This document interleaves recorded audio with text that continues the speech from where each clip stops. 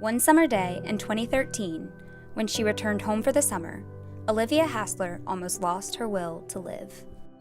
Instead, her strength dominated her fear.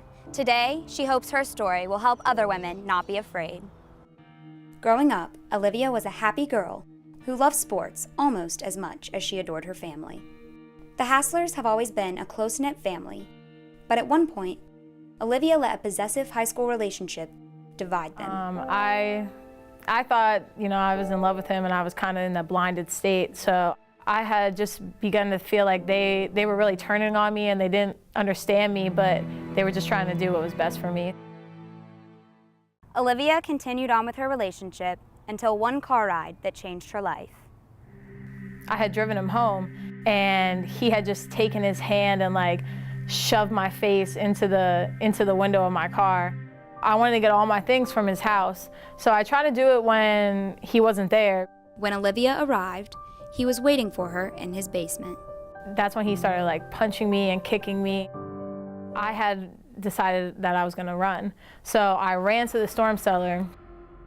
I didn't even know that the storm cellar had doors on it from the back, and he had locked them. I had thought, I'm gonna die. I'm gonna die tonight because he just will not let me, he will just not let me leave. After locking Olivia in the confined space for hours, he finally let her out. Olivia ran for the stairs. He had ran after me and grabbed me by my ponytail, and I remember I fell back on the ground and hit my head backwards. Olivia awoke in a bathtub with water running over her face. I said, "You should have just killed me." He had told me, "If I killed you, then you would be leaving me, and I told you that you're not allowed to leave me." He continued to ask if Olivia loved him. Unable to lie anymore, she said no. 2 days later, Olivia awoke in a hospital. I was told that I had been mugged outside my car. They thought that that's what had happened. I had asked if anyone had been here or if anyone knows. They had told me that my boyfriend had been there. And immediately when they said that, it just kind of all came rushing back. And the days that I did spend in the hospital, I would wake up every night screaming. I really had to start over, and I was basically just working and eating my leftovers at my job. I would go work out, I would shower at the gym, and I would sleep wherever I could find a bed basically. And some nights I was just I would even just sleep in my car because I didn't want to go home yet. I couldn't really face my parents at that point. Once Olivia returned to South Carolina, the miles failed to erase her pain. Now living with a roommate, her feelings were harder to hide. I just felt like I was sort of numb.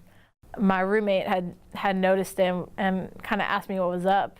And that's when I just decided, someone has to know, because it was weighing on me so much. I just felt so heavy. I was just like, this can't be real. There's no way that Liv was a victim of domestic violence. She was shocked because I remember telling her, and I had started crying, and she said, "Liv, I've never seen you cry."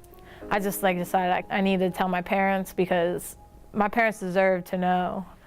My mom just, started crying, and she was so hurt for me. I thought she was going to be hurt because I didn't tell her, but she was just so sad that something like that had happened to me and to her daughter. And I know my dad felt the same way. They were supportive right from the beginning, and that's what's really important.